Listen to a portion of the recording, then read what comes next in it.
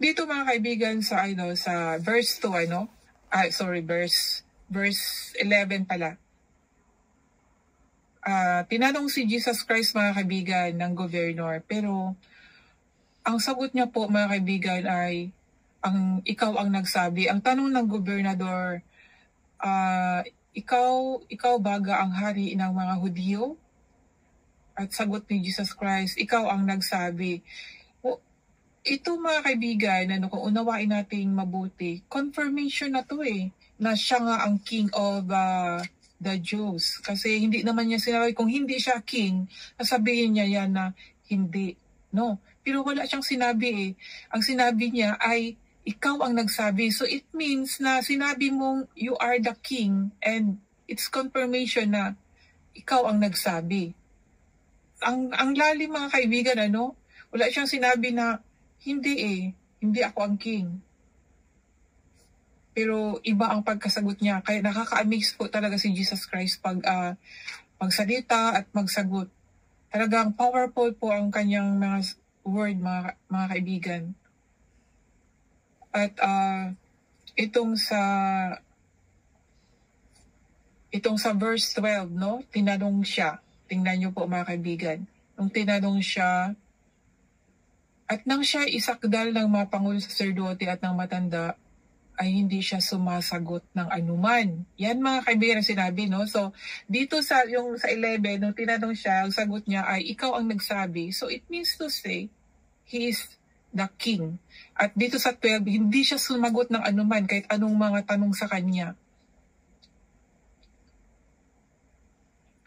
Sabi, di ba may kasabihan na, alam ni Jesus Christ kasi na itong mga elders and the priest, merong galit sa kanya, merong envy, kasi ayon dito sa ayon sa 12,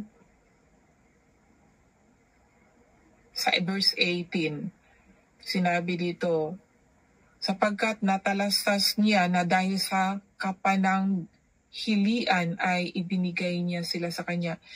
In English po, for he knew that for envy they had delivered him.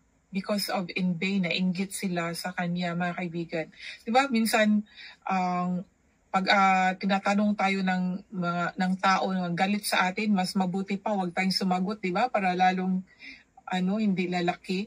Sabi nga, di ba, silence, ano ba yun?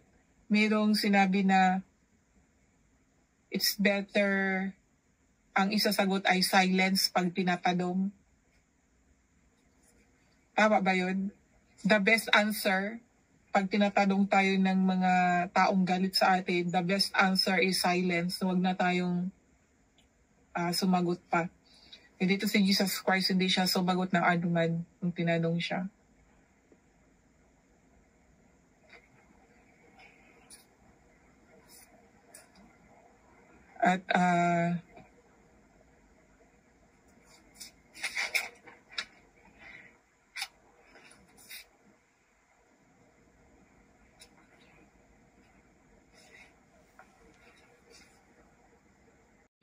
At saka high priest, chief priest, ito po yun.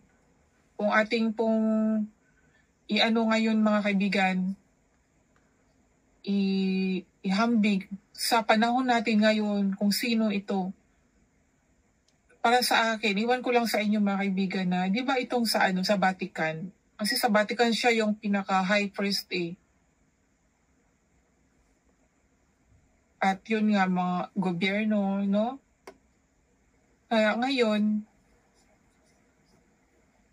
si Jesus Christ, hintayin na lang natin yung second coming na sinasabi.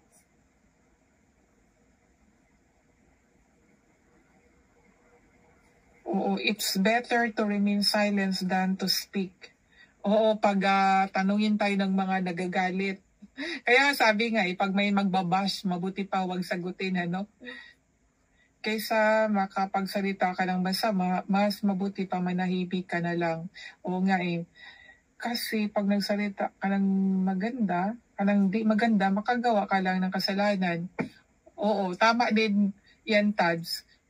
Pero minsan kung sa ating tunay na buhay, meron kasing ganito pag hindi tayo iimik, lalo tayong pipigain, lalo tayong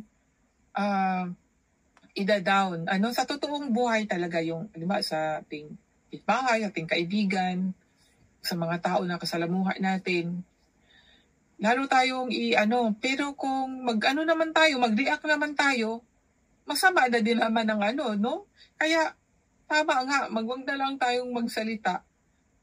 Hayaan na lang natin. Tayo din naman kasi ang magdadala din yan pag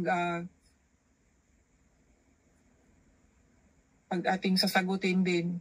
Pero si Jesus Christ talaga, alam na kasi niya kung ano ang iniisip ng itong Pariseo, high priest and elders, no? Kasama na rin ang Pariseo dito. Hindi ko kasi mapigilan. Agoy. Ganyan ka ba, Tads? Ano ka rin ba?